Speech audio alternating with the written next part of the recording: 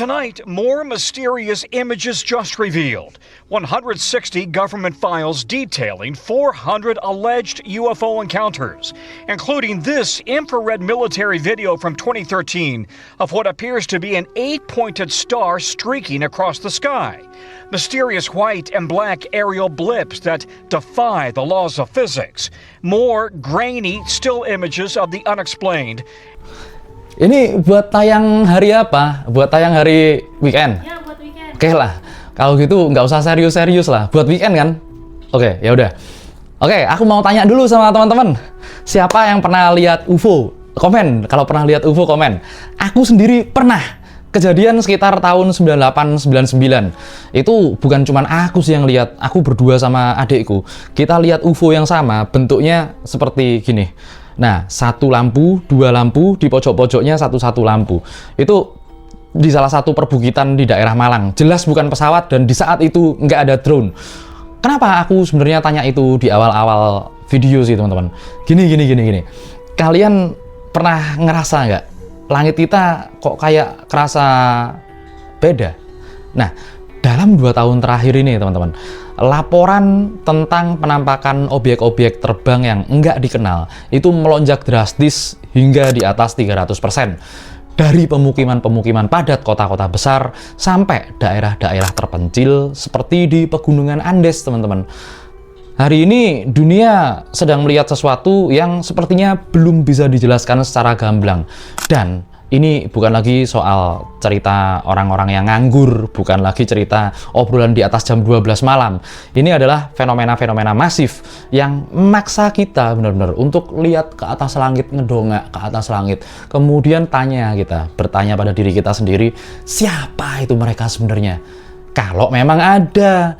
Apalagi ya teman-teman, baru-baru ini Pentagon ngerilis ratusan dokumen, kalau nggak salah 160-an dokumen yang berhubungan semuanya dengan benda asing di langit kita. Nah, nggak terkonfirmasi itu dari dalam bumi atau dari luar bumi. Mau tahu? Dan inilah kisah dunia lain. Kita akan kembali masuk ke dalam sisi dunia yang mungkin belum pernah kita kenal. So let's open your mind.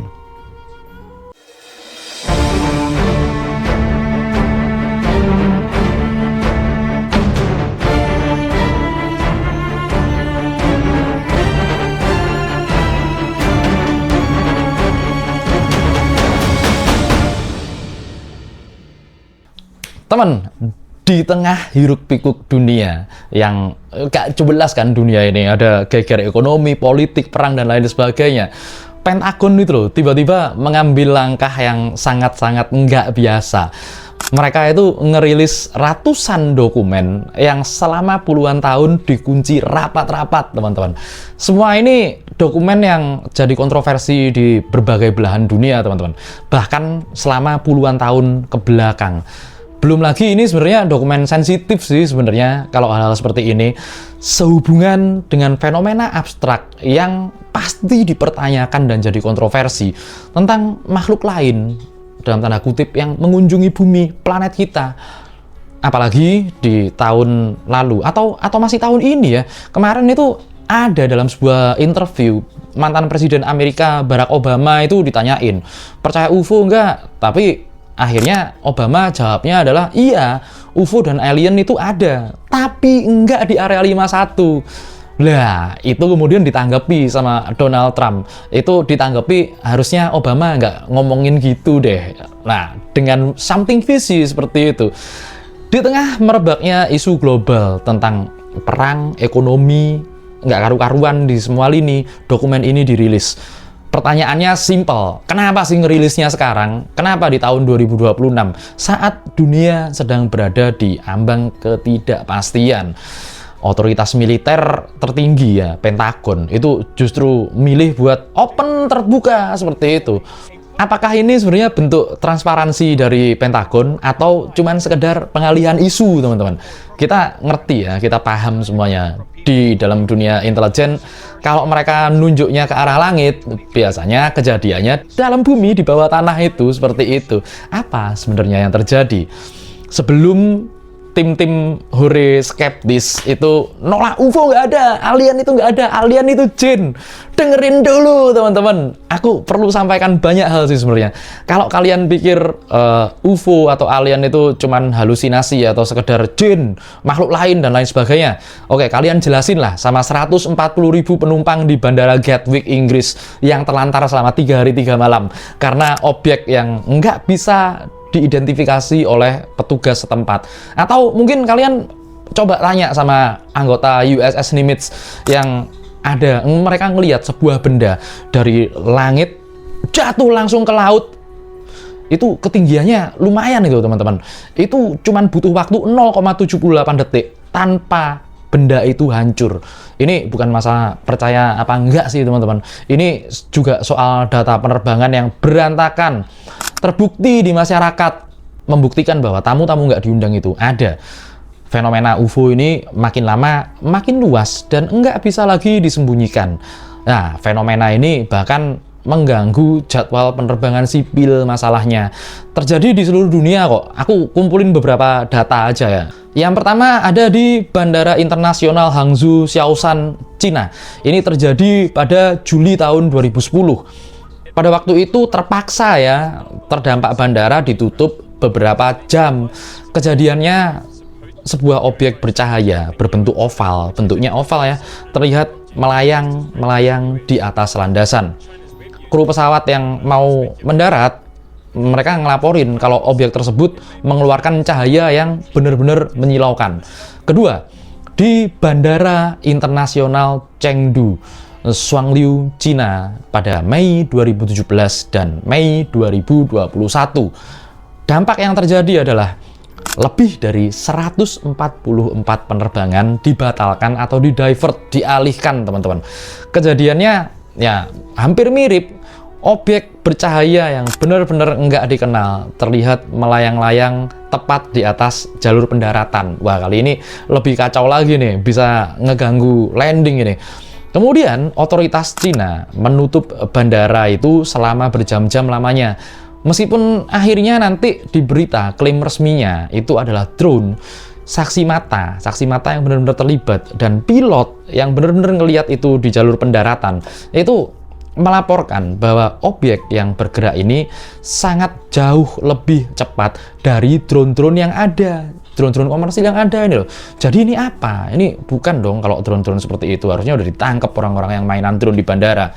Raises concern that some of these unexplained aerial phenomenon could include technology that America's adversaries here on Earth possess, but we don't, Tom. Nah, ini salah satu peristiwa yang paling ikonik yang aku sebutin tadi di depan. Di Bandara Gatwick, Inggris pada Desember tahun 2018. Dampaknya, 1.000 penerbangan batal dan sekitar 140.000 penumpang benar-benar terlantar. Kejadiannya ini adalah salah satu kejadian gangguan bandara oleh UFO yang paling terkenal, paling ikonik. Selama 3 hari 3 malam, objek-objek misterius itu muncul, mereka itu tiba-tiba ada. Tiap kali bandara akan dibuka kembali atau melakukan operasinya kembali. Nah, meski sebenarnya ada 2 orang yang sempat ditangkap oleh otoritas, tapi mereka akhirnya dilepaskan karena benar-benar nggak ada bukti kalau mereka mainan teknologi lain. Sampai saat ini ya, di hari ini ya, identitas benda terbang asing, unidentified flying object itu tetap jadi misteri oleh para intelijennya Inggris tentunya. Nah, sebelum membahas dokumen-dokumen Pentagon dan apa itu sebenarnya UFO, mari kita tarik mundur dulu nih teman-teman. Perbincangan tentang UFO, objek-objek asing ini nggak muncul tiba-tiba begitu saja. Semuanya dimulai saat Perang Dunia Kedua, setelah Perang Dunia Kedua. Sebelumnya ada, tapi ini rahasia militer semua. Nah, kemudian saat pilot-pilot tempur itu banyak yang melaporkan adanya Foo Fighter atau bola cahaya yang kemudian ngikutin atau ngeblok pesawat mereka, lalu kemudian disusul dengan munculnya insiden Roswell di Area 51 dan kemudian Project Blue Book. Akhirnya saat baru-barunya internet, meledaklah UFO itu, teori konspirasi seperti itu. Selama tahun-tahun ke belakang, dekade-dekade belakang itu, narasi UFO itu dibangun sebagai misteri dari luar angkasa, teman-teman. Tapi kalau benar-benar kita neliti lagi tentang sejarahnya ya, setiap kali ada lonjakan penampakan UFO, selalu ada lompatan besar dalam teknologi militer. Apakah sejarah sedang berulang? Kalian udah tahu kan ada pesawat terbang yang bisa lepas landas vertikal? Tahu kan kalian kalau itu udah ada? Nah, kita balik lagi ke otoritas Pentagon. Pentagon ini membentuk badan, yaitu ODNI atau Office of the Director of National Intelligence, dan AARO atau All Domain Anomaly Resolution Office, teman-teman. Untuk ya sekedar untuk ngurusin UFO ini loh. Dokumen-dokumen yang mereka rilis itu ternyata sangat mencenangkan lewat ODNI. Dokumen Pentagon tahun 2021 ya, itu menyatakan ada 144 kasus, 143-nya nggak terjawab, cuma terjawab satu doang, balon udara seperti itu. Nah, kalau itu bukan punyanya Amerika, dan itu juga bukan punyanya Rusia atau Cina, terus itu punya siapa, teman-teman? Apalagi AARO kemudian tahun 2024 menyatakan itu bukan alien, tapi mereka nggak bilang ini bukan dari dimensi lain atau dari alam lain. Ya ini bahasa bersayap, celah-celah bahasa birokrasi. Kita harus catat itu, teman-teman. Kita bahas ya tentang kejadian-kejadian militer paling fenomenal yang jadi gold standard tentang fenomena UFO ini. Nah, data ini asalnya dari rilis resmi Pentagon dan dari kesaksian pilot-pilot tempur dan anggota-anggota kapal perangnya Amerika. Ini adalah insiden USS Nimitz tahun 2004 di lepas pantai San Diego. Objek yang terlihat adalah Tic Tac UFO yang diperkirakan sepanjang 14 meter. Kenapa disebut Tic Tac UFO? Mirip permen Tic Tac, teman-teman. Nah, objek ini turun dari ketinggian sekitar 24.000 meter. Bayangin, 24.000 meter ke 15 meter.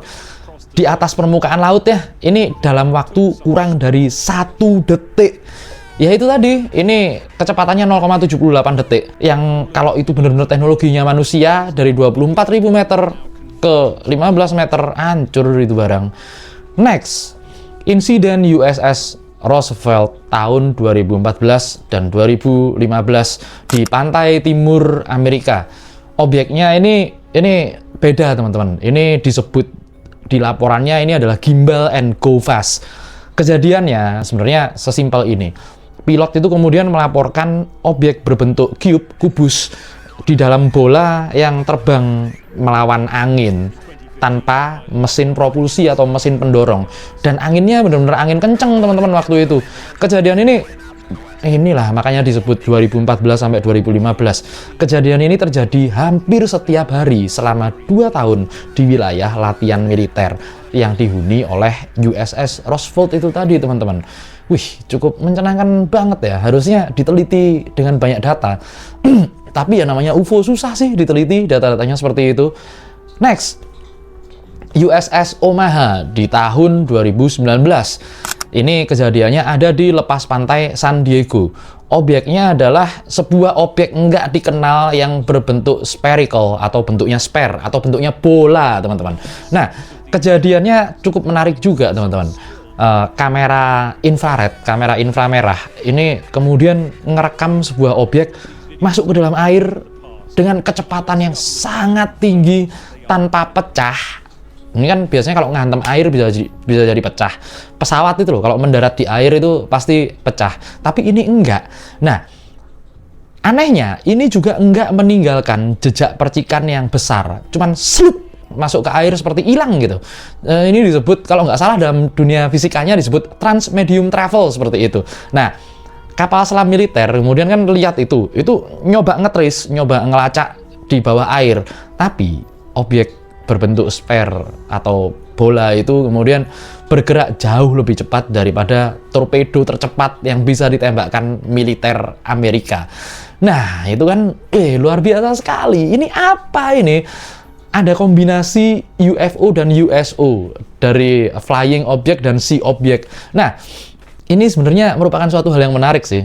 data dokumen Pentagon itu juga menunjukkan pola-pola lokasi penampakan di militer dan di nuklir.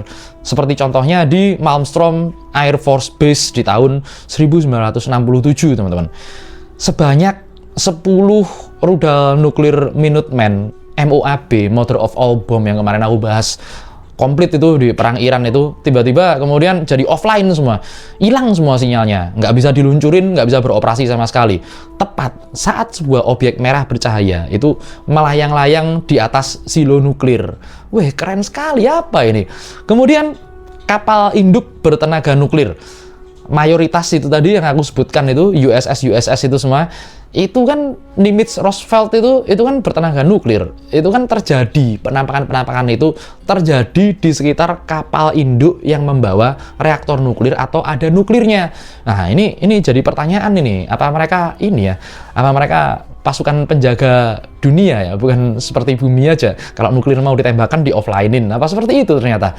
Dan yang bikin aku surprise ini sebenarnya laporan EERO pada Maret 2024. Dalam laporan sejarah volume 1 yang dirilis baru-baru ini sih sebenarnya, Pentagon kemudian mereka mengakui adanya keterlibatan militer dalam pemantauan objek-objek itu semenjak tahun 1945 melalui banyak proyek rahasia. Aku pernah bahas deh kayaknya. Yang pertama contohnya adalah Project Sign di tahun 1947. Investigasi awal itu setelah ada penampakan, setelah kemudian tokohnya namanya Kenneth Arnold. Ini memicu istilah yang namanya flying saucers atau piring terbang. Nanti jadinya UFO standarnya gitu semua, kayak flying saucers itu, piring terbang. Kemudian ada juga yang namanya Project Blue Book di tahun 1952 sampai 1969. Nah, ini luar biasa. Itu ada acaranya itu, teman-teman, di History apa Nat Geo, lupa aku. Itu mencatat lebih dari 12.618 kejadian laporan, di mana 701 kasus itu benar-benar dikategorikan sebagai unidentified, benar-benar nggak bisa diidentifikasi hingga hari ini. Nah, selain tadi OTNI dan EERO, itu ada EEWSEP dan kemudian EETIP di tahun 2007 sampai tahun 2012. Ini adalah program rahasia Pentagon yang khusus menyelidiki tentang teknologi esoteris dan kemudian efek biologi yang terjadi sama manusia setelah mereka berinteraksi dengan UFO. Kan ada lah ya, ada kayak crop circle yang kemudian kebakar, ada orang-orang yang kemudian mengalami hal-hal tertentu seperti mual, dan ada radiasi di kulitnya seperti itu diselidiki oleh mereka. Sebenarnya ya, titik temunya itu ada di sini nih, teman-teman. Ini kesimpulan titik temunya nih. Alien itu bisa masuk akal, bisa enggak. Kita terlalu sering menyimpulkan sesuatu saat kita ngelihat objek-objek yang enggak masuk akal. Kurang observasi dulu. Gimana ya sebenarnya kalau objek-objek yang dirilis sama Pentagon dan pilot-pilot itu heran sendiri, itu sebenarnya adalah senjata-senjata rahasia yang pilot-pilot itu sendiri, militer-militer itu sendiri, itu sebenarnya nggak tahu, apalagi publik seperti kita. Itu kan, luar biasa sekali. Bahkan ada dulu dalam pas waktu Nazi jaya-jayanya, katanya teknologinya diambil, teknologinya Tesla dan lain sebagainya. Teknologi propulsi tanpa suara, pendorong tanpa suara, manuver yang kemudian nggak masuk akal, bentuk yang aneh. Ini adalah impian setiap Departemen Pertahanan, kecuali negara Kazakhstan, teman-teman. Dengan mereka ngebiarin narasi UFO itu tetap ada. Ini UFO, ini UFO. Nah, akhirnya militer itu punya kedok sempurna dong, punya alasan sempurna. Enggak, ini bukan senjata, ini UFO, bisa aja kan seperti itu. Apalagi yang kita lihat di langit ini mungkin bukan penghuni ujung galaksi lain, mungkin aja itu cuman ancaman paling nyata di balik senjata-senjata paling modern.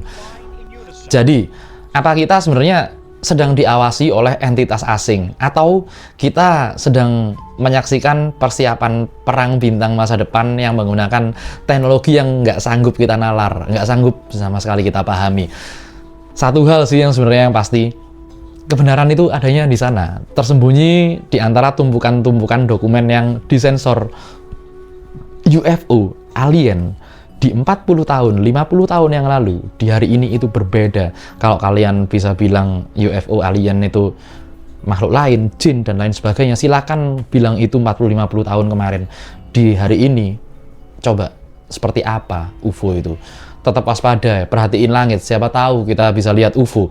Karena di isekai, kisah dunia lain, apa yang terlihat seperti keajaiban itu mungkin aja sebenarnya cuman senjata yang sedang ngebidik kita semua. Sampai di sini dulu episode kali ini. Sampai jumpa lagi kawan-kawan dari dunia lain.